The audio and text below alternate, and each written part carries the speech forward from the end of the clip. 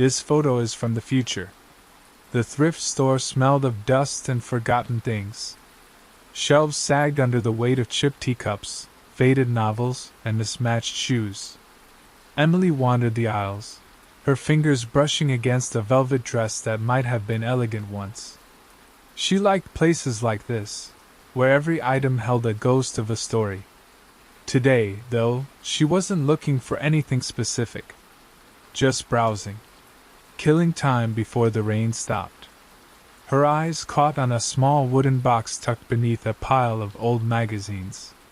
It was unremarkable, scuffed at the edges, with a simple brass clasp. She knelt, brushing aside a tattered copy of National Geographic.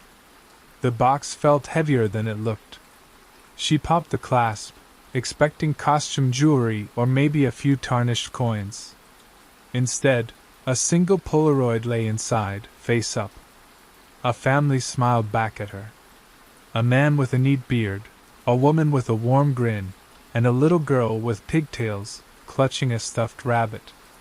They stood in front of a white picket fence, the kind you see in postcards of perfect suburbs. The colors were vivid, almost too bright for an old photo. Emily flipped it over. On the back, in neat handwriting, was a date, June 14th, 2025. Tomorrow. She frowned. That didn't make sense. Polaroids were old tech, weren't they? Nobody used them anymore. Maybe it was a typo. Or a joke. She glanced around, half expecting someone to be watching her, laughing. But the store was quiet, save for the hum of a fluorescent light and the soft patter of rain outside. Emily slipped the photo into her pocket. She couldn't say why. It just felt like something she should keep. The box went back under the magazines, and she moved on, picking up a chipped mug before heading to the counter. The cashier, an older woman with a distracted smile, barely looked at her as she rang up the purchase. Emily didn't mention the photo. It wasn't stealing, she told herself. It was just a picture. Outside, the rain had slowed to a drizzle. She pulled her hood up and started the walk home, the Polaroid heavy in her pocket. Her apartment was a few blocks away, a small one-bedroom with creaky floors and a view of a brick wall. She liked it well enough, though it never quite felt like home. As she walked, the photo seemed to hum against her thigh, though she knew that was ridiculous. When she got inside, she dropped her bag on the couch and pulled out the Polaroid. The family's smiles hadn't changed, but something about the photo felt different now. The little girl's eyes seemed to follow her as she moved across the room. Emily laughed, a short, nervous sound. She was being silly. It was just a picture. She set it on the kitchen counter and made tea. The kettle whistled, steam curling into the air. She tried to focus on the warmth of the mug in her hands, but her eyes kept drifting to the photo. That date. Tomorrow.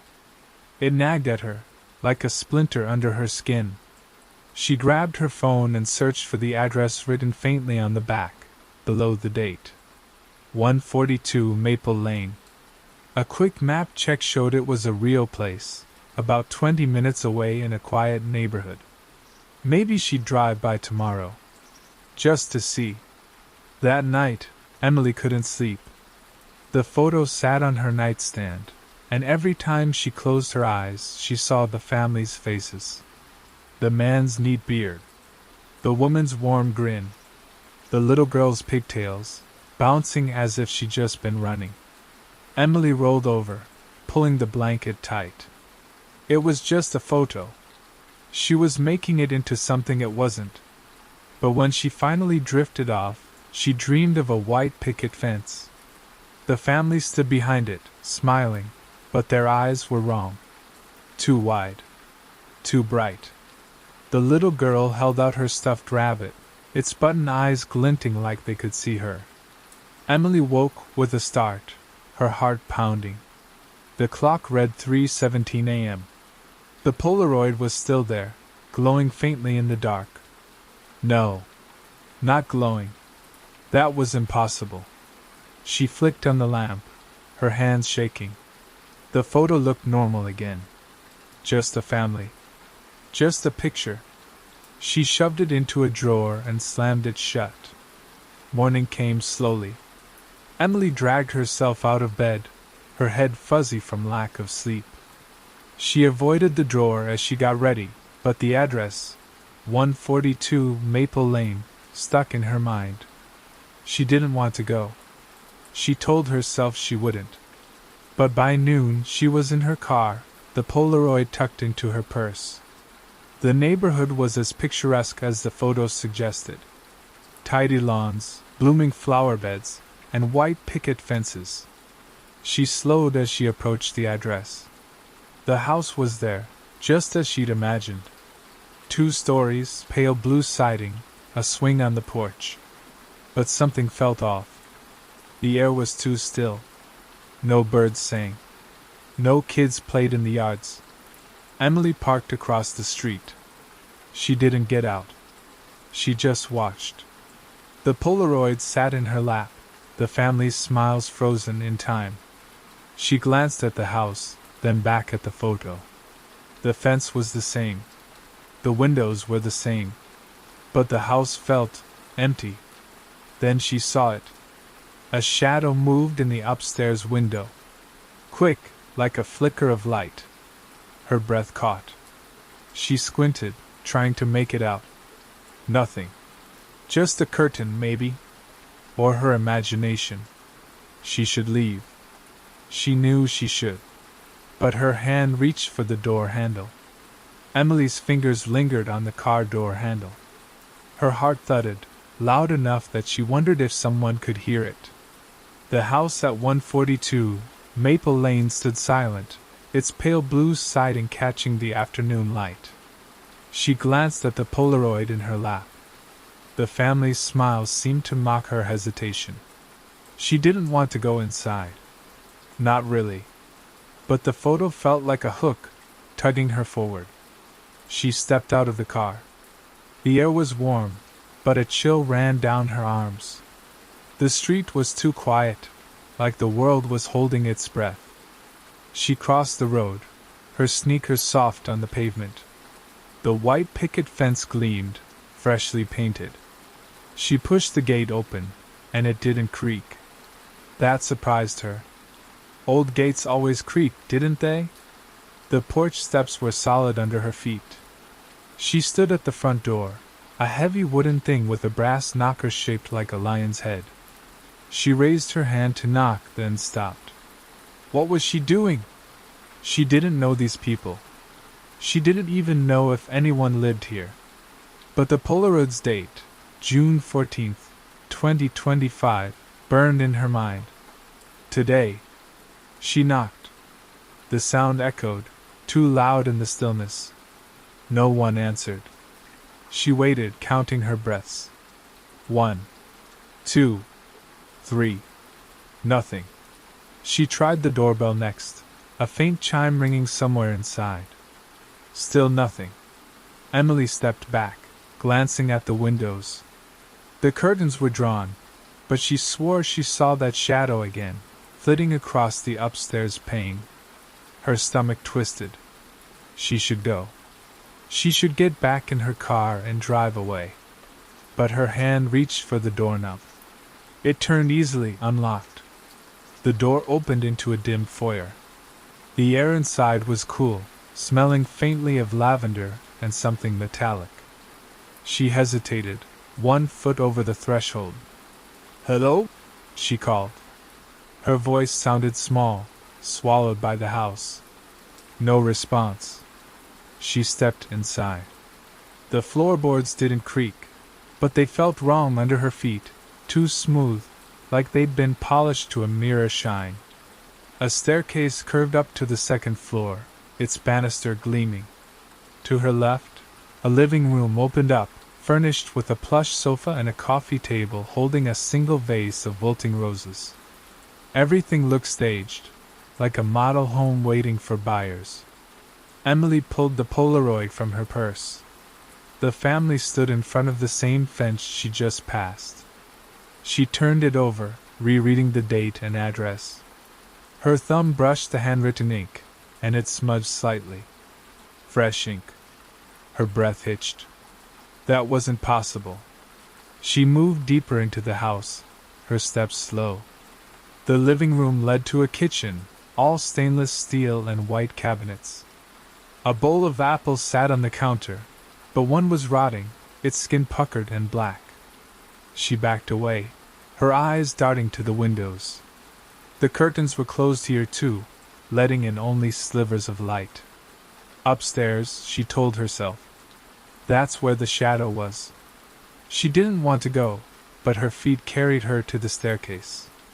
Each step felt heavier, like the air was thickening. At the top, a hallway stretched out, lined with closed doors. She clutched the Polaroid, its edges biting into her palm.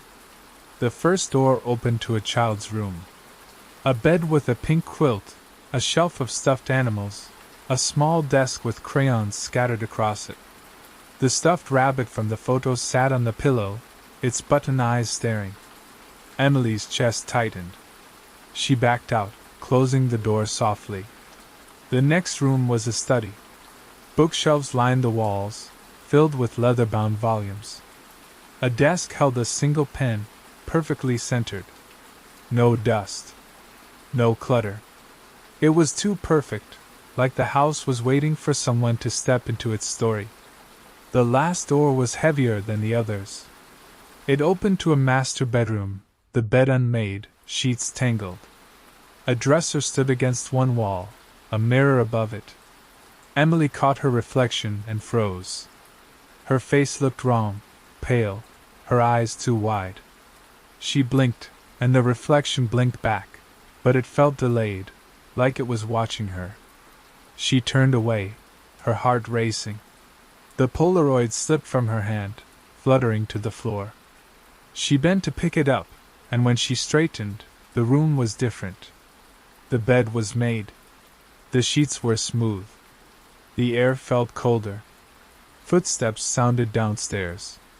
Slow, deliberate. Someone was in the house.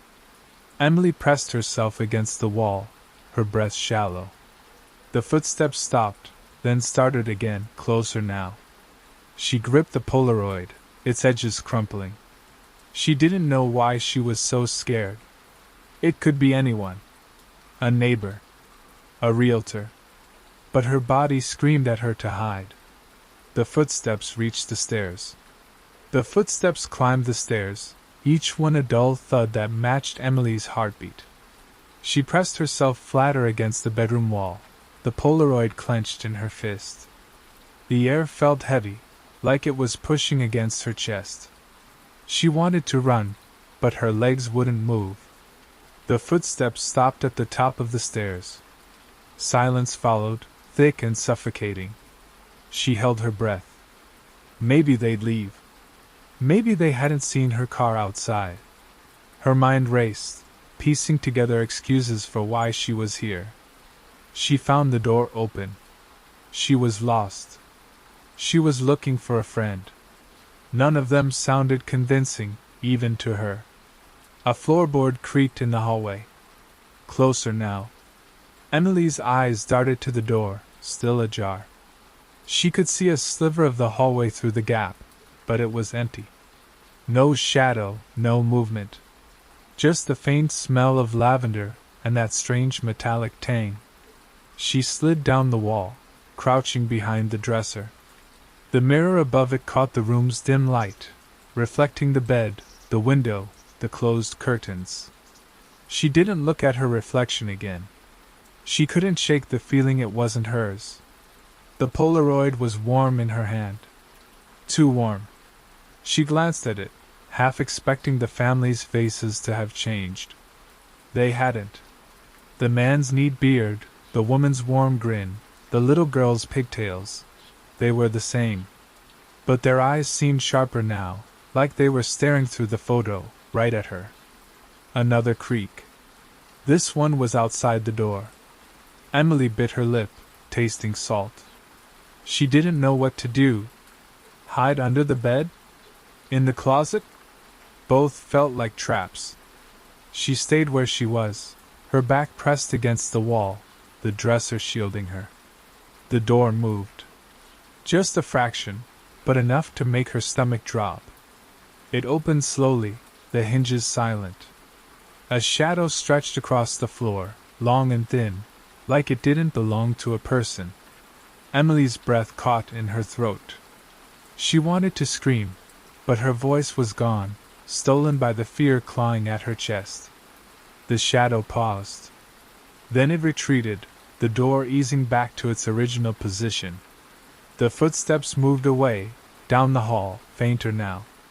Emily exhaled, her body trembling. She waited, counting seconds in her head. 10, 20, 30.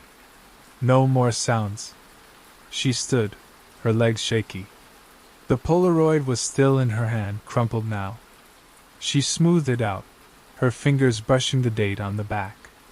June 14th, 2025. Today. The address, 142 Maple Lane, was smudged but readable. She shoved it into her pocket and crept toward the door. The hallway was empty. The other doors were still closed, the child's room, the study. She moved quickly, her sneakers silent on the polished floor. The staircase loomed ahead, a dark curve leading down to the foyer. She didn't want to go down there. She didn't want to know who, or what, had been walking. But she couldn't stay here. She took the stairs one at a time, her hand gripping the banister. The house was too quiet again, like it was waiting. At the bottom, the foyer was unchanged, the lavender scent stronger now. She glanced at the living room, the kitchen, half expecting to see someone standing there. No one. The front door was still open, a sliver of daylight spilling in. She moved toward it, her heart pounding. She was almost there, her hand reaching for the knob, when she heard it. A laugh. Soft, high-pitched, like a child's. It came from the living room.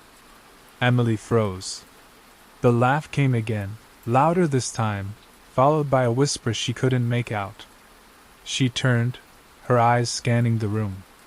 The sofa, the coffee table, the vase of wilting roses, they were all the same. But the air felt different, heavier, like it was pressing down on her. She took a step toward the living room. She didn't want to, but her body moved anyway, drawn by the sound. The laugh came again, from behind the sofa. She edged closer, her breath shallow. The Polaroid felt like a weight in her pocket, pulling her forward. She peered over the sofa. Nothing. Just the cushions, perfectly arranged. But the laugh came again, from the kitchen now.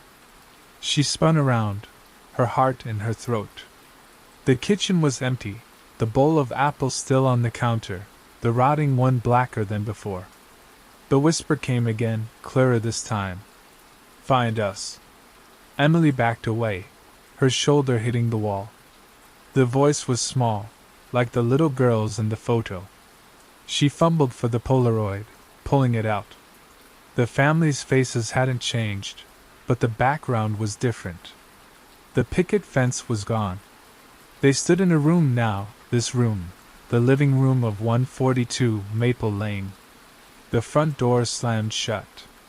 The door's slam echoed through the house, a sharp crack that made Emily jump. Her hand flew to her chest, the Polaroid trembling in her grip. The living room felt smaller now, the walls closer, the air thicker. She spun toward the front door, expecting to see someone, anyone, standing there. Nothing. Just the closed door, the lion's head knocker glinting faintly through the frosted glass. She tried the knob. It wouldn't turn. She twisted harder, her palms slick with sweat. Locked. Or stuck. She didn't know which was worse. The whisper came again, soft and close, like it was right behind her. Find us. Emily whipped around. The living room was empty, but the vase of roses on the coffee table was different. The petals were gone, scattered across the table like bloodstains. She hadn't noticed that before. Had she? Her mind scrambled, trying to piece together what she'd seen when she first walked in. The Polaroid was still in her hand. She didn't want to look at it, but her eyes betrayed her. The family's smiles were unchanged, but the background was definitely this room now. The sofa, the coffee table, even the vase, empty, just like the one in front of her. Her stomach churned. This wasn't right. Photos didn't change. She backed away from the door, her sneakers catching on the edge of a rug. The whisper came again, from the kitchen this time. "Find us." It was the little girl's voice, she was sure of it. High and clear, but not innocent. There was something else in it, something that made her skin crawl. Emily didn't want to follow the voice. Every part of her screamed to stay put, to find a window, to break it if she had to. But her feet moved toward the kitchen, the Polaroid clutched like a lifeline. The room was as she'd left it, white cabinets, stainless steel, the bowl of apples. The rotting one was worse now, its flesh collapsing into itself, a sickly sweet smell mixing with the lavender. She stopped, listening. The house was silent again, but it wasn't the kind of silence that felt safe. It was the silence of something waiting, watching. She scanned the room, her eyes catching on the refrigerator. Its surface was bare, no magnets, no notes. But there was a faint hum coming from it, not the usual appliance buzz, but something uneven, like a heartbeat. She stepped closer, her hand hovering over the handle. She didn't want to open it. She really didn't. But the whisper came again, from inside the fridge. "Find us." Her fingers closed around the handle, cold metal biting into her palm. She pulled. The door swung open, and a wave of cold air hit her. Inside, the shelves were empty except for a single item, another Polaroid. It sat on the middle shelf, face up, identical to the one in her hand. Same family, same smiles, same room. But the date on the back was different. June 15th, 2025. Tomorrow. Emily's knees buckled. She caught herself on the counter, the first Polaroid slipping to the floor. She bent to pick it up, and when she straightened, the kitchen was different. The cabinets were no longer white but a faded yellow. The apples were gone, the counter bare. The smell of lavender was stronger, almost choking. She stumbled back, clutching both photos now. The second one felt heavier, like it carried a weight the first didn't. She turned it over, half expecting the date to change again. It didn't. June 15th, 2025. The address was the same, 142 Maple Lane. The whisper came again, from upstairs now. "Find us." Emily's head snapped up. The voice was louder, more insistent. She didn't want to go back up there. The shadow, the footsteps, the mirror, they were all waiting for her. But the photos in her hands felt like a command, like they were pulling her towards something she couldn't escape. She moved toward the staircase, her legs heavy. The foyer was darker now, the daylight through the frosted glass weaker, like the sun was giving up. She climbed the stairs, each step a fight against her own fear. The hallway at the top was different too. The doors were open now, all of them, revealing glimpses of rooms that didn't match what she'd seen before. The child's room had no pink quilt, just a bare mattress. The study's bookshelves were empty, the desk gone. The master bedroom was worst of all. The bed was unmade again, but the sheets were stained, dark patches spreading like ink. The mirror above the dresser was cracked, a jagged line splitting her reflection in two. The whisper came from the closet. "Find us." The door was ajar, darkness spilling out. Emily's hands shook as she reached for it. Emily's hand hovered over the closet door. The whisper, "Find us," echoed in her ears, sharp and close. like the little girl was standing right behind her. She didn't turn to look. She couldn't. Her fingers brushed the wood, cool and smooth, and the door creaked open an inch wider. Darkness waited inside, thick and unyielding, like it could swallow her whole. She clutched the two Polaroids, their edges digging into her palms. The first showed the family in the living room, the second in the same room but dated tomorrow. June 15th, 2025. The dates felt like a countdown, ticking towards something she didn't want to understand. Her breath was shallow, her chest tight. She wanted to run, to throw the photos down and sprint for the front door, locked or not. But the whisper pulled her forward, a hook in her chest. She pushed the door open. The closet was deeper than it should have been, stretching into a tunnel of shadow. No clothes, no shelves, just a void that didn't belong in a suburban house. A faint light flickered at the far end, weak and unsteady, like a dying bulb.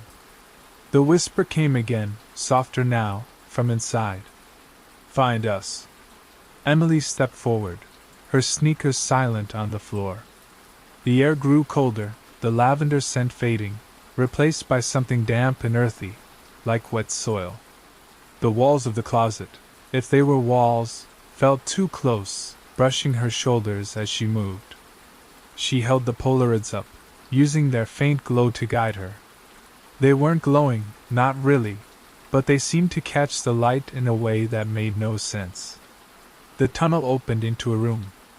Not the bedroom she'd left behind, but something else. The walls were bare plaster, cracked and peeling. A single chair sat in the center, wooden and splintered, like it had been abandoned for years. The light came from above, a naked bulb swaying slightly, though there was no breeze. The family stood in the corner. Emily froze. The man with the neat beard, the woman with the warm grin, the little girl with pigtails clutching her stuffed rabbit. They were there, just like in the photos. But they weren't smiling now.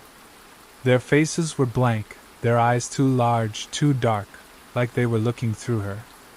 The little girl's rabbit dangled from her hand, its button eyes glinting. "You found us," the girl said. Her voice was the whisper, but louder, filling the room. Emily's knees buckled, but she didn't fall. She couldn't. Her body wasn't her own anymore.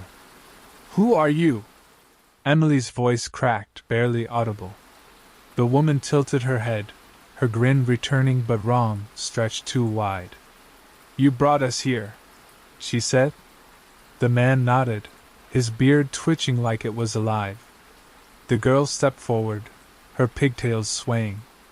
"You kept the picture." Emily's hands shook as she looked at the Polaroids. The images were changing. The family was still there, but the background was this room now, the cracked plaster, the swaying bulb. The dates hadn't changed. June 14th, 2025. June 15th, 2025. Today and tomorrow. "I don't understand," Emily whispered. The girl giggled, a sound that made Emily's skin crawl. "You will." She held out the rabbit, its button eyes fixed on Emily. "Take it." Emily didn't want to. She wanted to drop the photos, to run, to wake up from whatever this was. But her hand reached out, closing around the rabbit's soft fur. It was cold, like it had been left in a freezer. The moment she touched it, the room shifted. The walls melted away, replaced by the living room from the first Polaroid. The sofa, the coffee table, the vase, empty now, no petals, no roses. The family was gone, but their presence lingered, heavy in the air. The rabbit was still in her hand, its eyes glinting. She dropped it, and it hit the floor with a thud too loud for its size. The front door was open again. Daylight poured in, brighter than it should have been. Emily stumbled toward it, the Polaroids falling from her hands. She didn't stop to pick them up. She ran, her feet pounding the porch, the gate, the street. Her car was where she'd left it, untouched. She fumbled with her keys, her hands shaking so badly she could barely fit them in the ignition. She drove, not looking back. The house at 142 Maple Lane shrank in her rearview mirror, but it didn't feel like she was escaping. The rabbit's eyes, the family's blank stares, the dates on the photos, they followed her. When she got home, she locked the door, checked it twice. The apartment was quiet, but not safe. She sat on the couch, her breath uneven. Her purse was still in the car.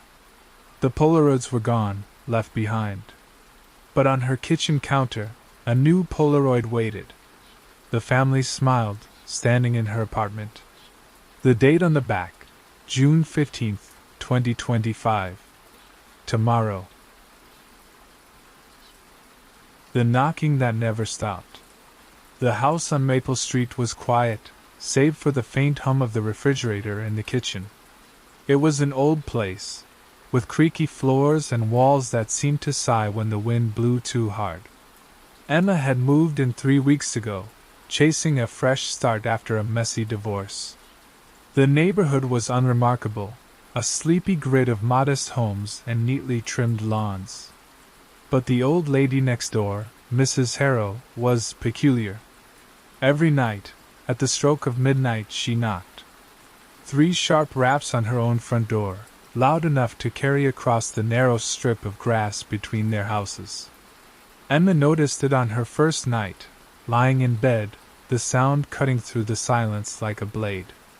She thought it odd but dismissed it. Old people had quirks. Maybe Mrs. Harrow was checking her locks or signaling someone. Who knew? Emma wasn't one to pry. But last night, the knocking didn't stop at 3.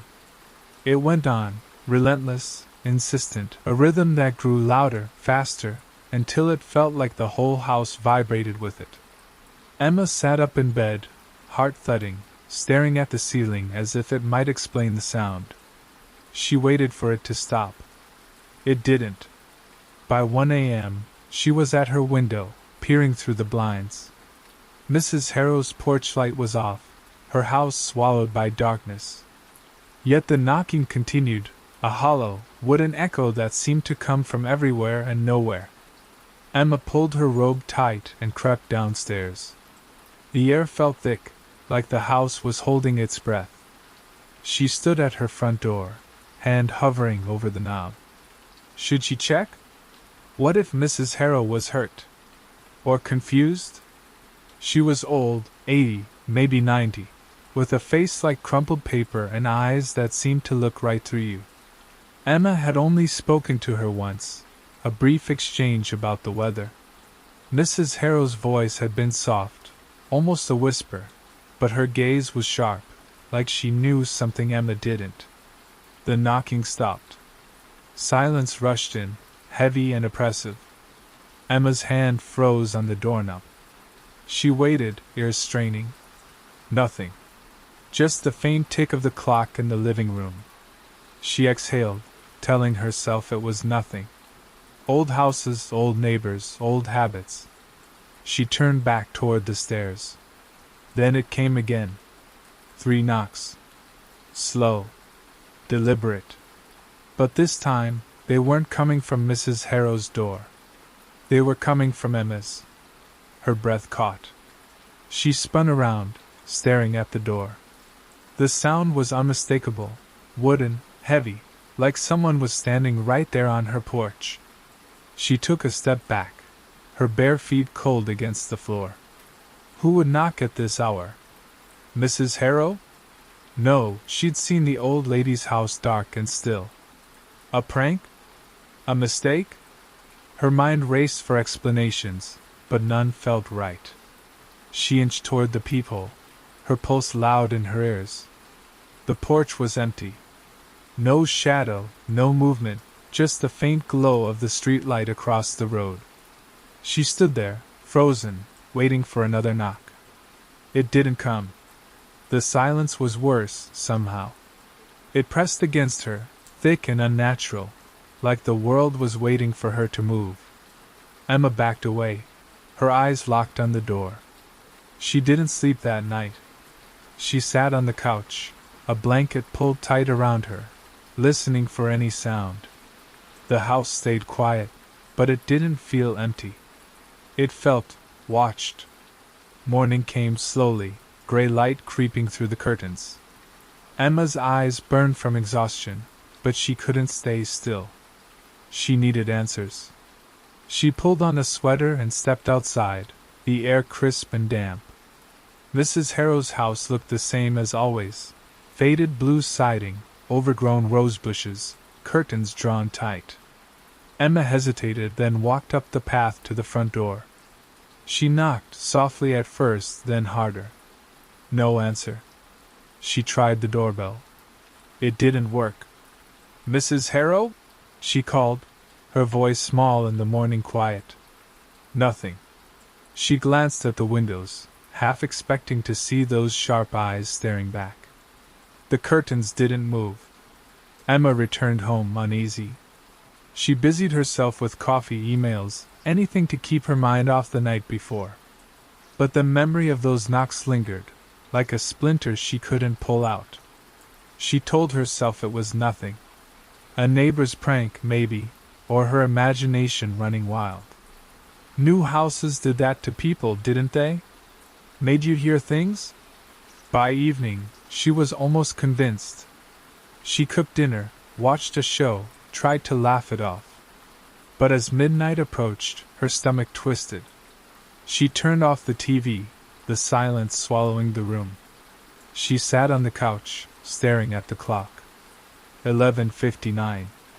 The first knock came right on time. Then the second. The third. Emma held her breath, waiting for it to stop. It didn't. The knocks grew louder, faster, a frantic rhythm that made her chest tighten. She stood, her legs shaky, and moved to the window. Mrs. Harrow's house was dark, just like before. But the knocking wasn't coming from there. It was her door again. She grabbed her phone, ready to call someone, anyone. But who? The police? For knocking? They'd think she was crazy. She crept to the door, her hand trembling as she reached for the peephole. Empty. The porch was empty. The knocking stopped. Silence again, heavy and wrong. Emma backed away, her phone clutched tight. She didn't sleep. She didn't move. She just waited, listening, as the house seemed to hum with something she couldn't name. Emma didn't leave the house all day. The memory of last night's knocking clung to her like damp clothes. She tried to work, to focus on emails, but her eyes kept drifting to the front door. It stood there, silent, ordinary, but it felt like a stranger in her home. She hadn't slept properly, and the world seemed fuzzy, like she was looking through someone else's glasses. She called her friend Sarah in the afternoon. "It's probably nothing," she said, forcing a laugh. "Just an old lady with weird habits." Sarah didn't laugh back. She suggested Emma install a doorbell camera. "You know, for peace of mind," she said. Emma nodded into Sophie the phone, already knowing she wouldn't. Cameras felt like admitting something was wrong. She wasn't ready for that. By dusk, the house felt smaller.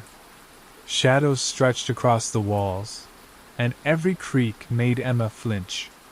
She kept the lights on, the TV blaring, anything to drown out the quiet. But as the clock ticked closer to midnight, her resolve crumbled. She turned off the TV, the sudden silence like a slap. She sat on the couch, gripping a mug of tea that had gone cold. Midnight came. The first knock was soft, almost polite. Emma's heart lurched. The second was louder, the third louder still. Then it didn't stop. The rhythm was erratic, desperate, like someone was pounding with both fists. She stood, her mug slipping to the floor, tea pooling on the rug. The sound was coming from her door again, not Mrs. Harrow's. She was sure of it. She moved to the window, peering through the blinds. Mrs. Harrow's house was dark, The porch light off, the windows blank. The knocking grew louder, vibrating through the walls. Emma's hands shook as she grabbed her phone. She dialed Sarah, but the call wouldn't connect. The screen flickered, then went black. She stared at it, her reflection pale in the dark glass. The knocking stopped. The silence was worse, thick and heavy, like the air before a storm. Emma backed away from the window, her eyes darting to the door. She waited, every muscle tense. Nothing. Just the faint hum of the refrigerator. She let out a shaky breath, telling herself it was over. Then it came again. 3 slow knocks. Deliberate. Heavy. Emma froze, her breath shallow. She didn't want to look, didn't want to move, but her feet carried her to the peephole. She pressed her eye to it, expecting the empty porch. Instead, she saw something. A shadow, tall and thin, standing just beyond the porch light's glow. It didn't move, didn't knock, just stood there, its edges blurry, like it was part of the night itself. Emma stumbled back, her heart hammering. She grabbed a kitchen knife, the blade trembling in her hand. She stood in the middle of the living room, staring at the door, waiting for another knock. It didn't come. The silence stretched on, endless, suffocating. She didn't sleep that night either. She sat on the couch, knife in hand, until dawn painted the windows gray. Morning brought no relief. Emma felt hollow, her eyes gritty, her thoughts scattered. She needed to know about Mrs. Harrow. She walked next door, her legs heavy, and knocked again. No answer. The house felt empty, like it was watching her back. She tried the neighbors across the street, an older couple who'd lived there for decades. They frowned when she mentioned Mrs. Harrow. She keeps to herself, the man said, his voice gruff. Always has. Strange woman. Does she knock on her door at night? Emma asked, her voice small. The couple exchanged a glance. Not that we've heard, the woman said. But we're not up at midnight. Emma nodded, her stomach twisting. She returned home, her mind racing. Was it Mrs. Harrow? Or something else? She didn't want to think about it, didn't want to name the fear creeping up her spine. She spent the day cleaning, organizing, anything to keep her hands busy. But the house didn't feel like hers anymore. It felt like it was waiting. That night, Emma didn't sit on the couch. She stood by the door, knife in hand, as the clock ticked toward midnight. She wasn't going to hide. She wasn't going to wait. If something was out there, she'd face it. The first knock came, sharp and clear. Then the second. The third. And then it didn't stop. The sound was deafening, like the door might buckle under it. Emma gripped the knife, her knuckles white. She reached for the doorknob, her hand shaking. She didn't know what she'd find, didn't know if she was ready.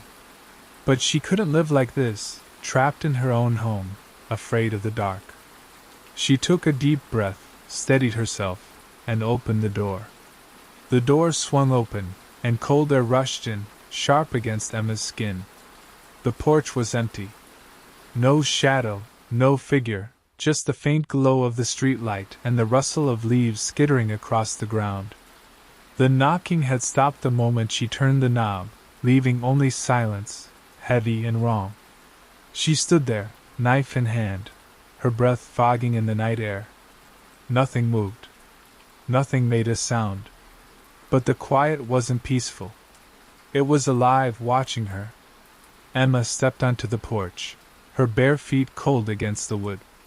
She scanned the yard, the street, Mrs. Harrow's house. Everything was still, like a photograph frozen in time. Her heart pounded, but she forced herself to stay calm. She wasn't imagining this. The knocks were real. The shadow was real. She'd seen it. She closed the door behind her, locking it, and walked toward Mrs. Harrow's house. The grass was damp underfoot, the night air thick with the smell of earth. She didn't know what she was looking for, answers, proof, anything to make sense of the past 2 nights. Mrs. Harrow's door loomed ahead, its paint chipped, the wood weathered. Emma knocked softly at first, then harder. No answer. She tried again, her knuckles aching. Nothing. She glanced at the windows. The curtains were drawn, but one was slightly askew, leaving a sliver of darkness visible. Emma hesitated, then stepped closer, peering through the gap. The room inside was dim, cluttered with old furniture, shadows pooling in the corners. Something moved, a flicker, quick and subtle, like a hand pulling back from the curtain. Emma's breath caught. She knocked again, louder, her voice shaking as she called. "Mrs. Harrow? Are you there?" No response. The house felt empty, but not abandoned. It felt occupied. Emma backed away, her grip tightening on the knife. She returned home, locking the door behind her, her mind racing. She couldn't stay like this, jumping at shadows, afraid to sleep. She needed to do something. The next morning, Emma drove to the library. It was a small building, musty with the smell of old books. She asked the librarian about local history, anything about Maple Street or Mrs. Harrow. The librarian, a wiry woman with glasses perched on her nose, frowned. "Harrow? Doesn't ring a bell. But we've got records in the back. Let's look." They found nothing under Harrow. No deeds, no mentions, no trace of the old lady next door. Emma's stomach sank. "What about the house? Number 47? She asked. The librarian flipped through a dusty ledger. "That's odd," she said, her finger pausing on a page. "The last recorded owner was a man, died in 82. House has been empty since." Emma's mouth went dry. "Empty? Far as these records go," the librarian said, shrugging. "Could be outdated. People don't always update these things." Emma drove home, her thoughts a tangle. Empty? She'd seen Mrs. Harrow, spoken to her. She wasn't imagining it. Was she? Doubt crept in, cold and sharp. She parked in her driveway, staring at Mrs. Harrow's house. It looked the same, faded, quiet, unremarkable. But now it felt like a lie. That night, Emma didn't wait for the knocks. She sat by the door, knife on the table, a flashlight in her lap. She'd decided to confront whatever this was. No more running. No more hiding. The clock ticked toward midnight, each second louder than the last. Her palms were sweaty, her heart a drum in her chest. The first knock came, sharp and clear. The second followed, then the third. Then it didn't stop. The sound was frantic, like someone, or something, was desperate to get in. Emma stood, her legs shaky but her resolve firm. She grabbed the knife and the flashlight, her hands steady now. She wasn't going to wait for it to come to her. She opened the door. The porch was empty, just like before. But the air felt different, heavier, charged, like the moment before lightning strikes. She stepped outside, the flashlight beam cutting through the dark. "Who's there?" she called, her voice stronger than she felt. No answer. She swung the beam toward Mrs. Harrow's house. The front door was ajar. Emma's breath hitched. She hadn't seen it open before. She crossed the lawn, the grass cold and wet, the knife heavy in her hand. The door creaked as she pushed it wider, the sound echoing in the still night. Inside, the air was stale, thick with dust.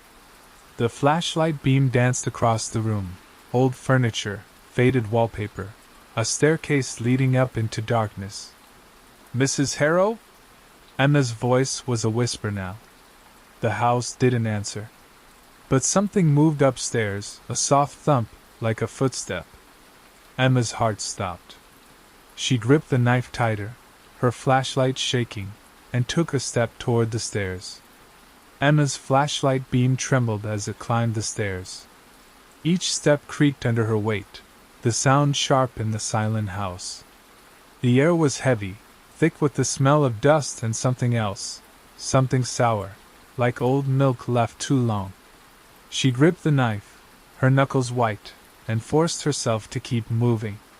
The thump she'd heard upstairs lingered in her mind, a single note of wrongness in an already wrong place. The staircase was narrow, the wood worn smooth by years of use. At the top, a hallway stretched into darkness, doors lining either side. Emma's breath was shallow, her pulse loud in her ears. She didn't want to be here, didn't want to see what was waiting, but she couldn't turn back. Not now.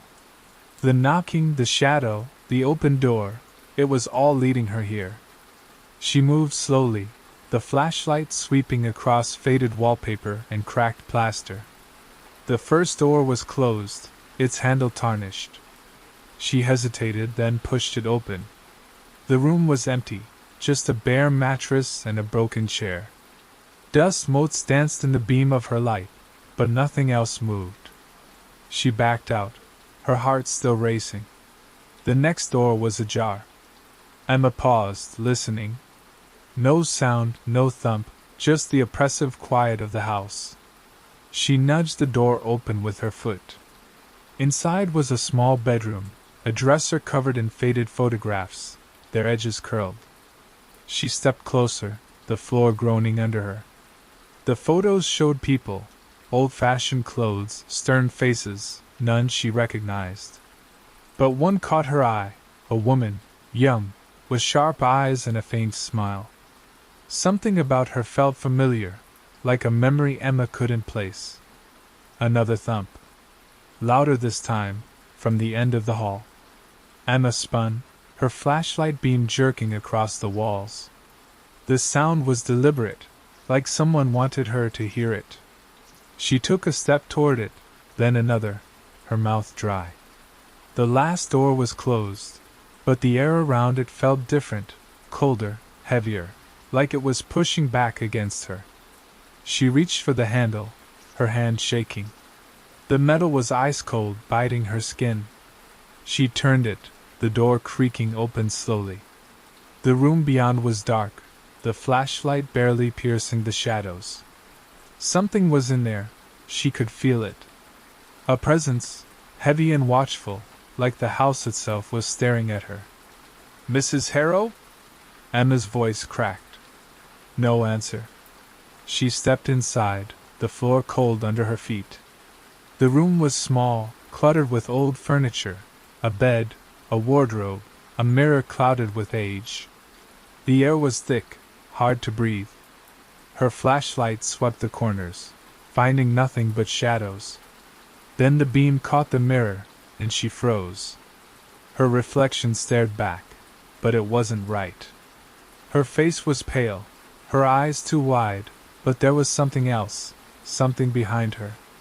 A shape, tall and thin, its edges blurry, like it was made of smoke. Emma's heart stopped.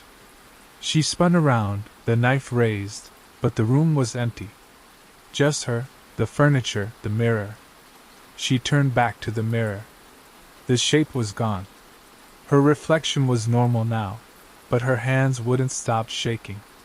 She backed toward the door, her eyes locked on the mirror. She didn't want to turn her back on it. The house felt alive now, the walls pressing in, the air humming with something she couldn't name. Another thump, this time from downstairs. Emma's breath hitched. She stumbled into the hall, her flashlight flickering. The battery was dying, she could feel it, the light dimming with every step. She hurried down the stairs, the knife still in her hand, her mind screaming to get out. The front door was still open, the night air spilling in. She ran for it, not looking back, not stopping until she was on her own porch. She locked her door, her hands fumbling with the bolt. The knife clattered to the floor. She sank to her knees, her breath ragged. The house was silent now, but it didn't feel safe. It felt like it was waiting. Morning came, gray and heavy. Emma didn't sleep. She sat on the couch, the flashlight dead beside her, the knife within reach. She couldn't go back to Mrs. Harrow's house, but she couldn't stay here either. The knocking, the shadow, the mirror, they were real, and they weren't done with her. She called the locksmith that afternoon, had the locks changed, added a deadbolt. It didn't help. She knew it wouldn't. Whatever was knocking wasn't stopped by locks. It wasn't Mrs. Harrow. It wasn't human. She didn't know what it was, but it was here, and it was watching. That night, Emma didn't wait by the door. She sat in her bedroom, lights on, knife in hand. Midnight came. The first knock was soft, almost gentle. The second was louder. The third shook the house. Emma sat on her bed, the knife cold in her hand. The house was too quiet, the kind of quiet that made you feel like you were drowning in it. The new deadbolt gleamed on the front door downstairs, but it didn't matter. She knew that now. Whatever was knocking didn't need an open door. It was already here. The first knock came, right on time. Midnight. The sound was soft, almost tentative, like it was testing her. The second was louder, the third heavier still. Then it didn't stop. The knocks came faster, a relentless drumbeat that shook the walls, the floor, her bones. Emma clutched the knife, her eyes fixed on the bedroom door. She'd locked it, but what good was a lock against something that didn't need to walk? She'd spent the day researching, digging through online forums, old newspaper archives, anything that might explain what was happening. She found nothing about Mrs. Harrow, nothing about the house next door. But there were stories, whispers of things that lingered in old places, things that knocked, things that watched. They didn't have names, but they didn't need them. They were hungry, and they were patient. The knocking stopped. The silence was worse, thick and heavy, like the air was holding its breath. Emma waited, her heart pounding. She didn't want to move, didn't want to breathe, but she couldn't stay still forever. She stood, her legs unsteady, and crept to the window. Mrs. Harrow's house was dark, the door still ajar, a black mouth in the night. She turned away, her eyes catching the bedroom mirror. She hadn't covered it, hadn't thought to. Now she wished she had. Her reflection stared back, pale and tired, but there was something else, something in the corner of the glass, a flicker of movement. She didn't look. She didn't want to see it again, that tall, thin shape, its edges blurry like smoke. A sound came from downstairs. Not a knock, a scrape, slow and deliberate, like something dragging across the floor. Emma's breath caught. She gripped the knife tighter, her hands slick with sweat. She didn't want to go down there, didn't want to face it, but she couldn't stay here, trapped in her room, waiting for it to come to her. She opened the bedroom door, the creak loud in the silence. The hallway was dark, the air cold. She moved slowly, the knife raised, her bare feet silent on the carpet. The scrape came again, louder now, from the living room. She reached the stairs, her heart in her throat. The house felt wrong, like it wasn't hers anymore. Like it belonged to something else. She descended, one step at a time, the knife trembling in her hand. The living room was dark, the curtains drawn. The scrape came again, from the corner near the couch. Emma's breath hitched. She raised the knife, her voice shaking as she called. "Who's there?" No answer. Just the scrape, slow and steady, like nails on wood. She stepped closer, her eyes straining in the dark. The air was thick, heavy with that sour smell from Mrs. Harrow's house. She reached for the light switch, her fingers brushing the wall. The light flickered on, and she saw it. The couch was moving. Not much, just a slight shift, like something was pushing it from underneath. Emma froze, her heart stopping. The scrape came again, louder, and the couch jerked forward an inch, then two. She backed away, her eyes locked on it. Something was under there. Something alive. She didn't think. She ran for the door, the knife falling from her hand. The deadbolt was stiff, her fingers fumbling as the scrape grew louder, faster, like whatever was under the couch was coming for her. She yanked the door open, the cold night air hitting her like a wave. She stumbled onto the porch, her breath ragged, and ran. She didn't stop until she was across the street, her bare feet stinging on the pavement. She turned, staring at her house. The door was still open, a black rectangle against the light inside. Nothing followed her. Nothing moved. But she could feel it, watching, waiting. Emma didn't go back that night. She stayed at a motel, the knife left behind, the house abandoned. She didn't sleep. She sat on the stiff motel bed, staring at the wall, replaying every knock, every scrape, every shadow. She didn't know what it was, didn't know what it wanted. But she knew one thing: it wasn't Mrs. Harrow. It was something older, something hungrier, something that had been waiting for her all along.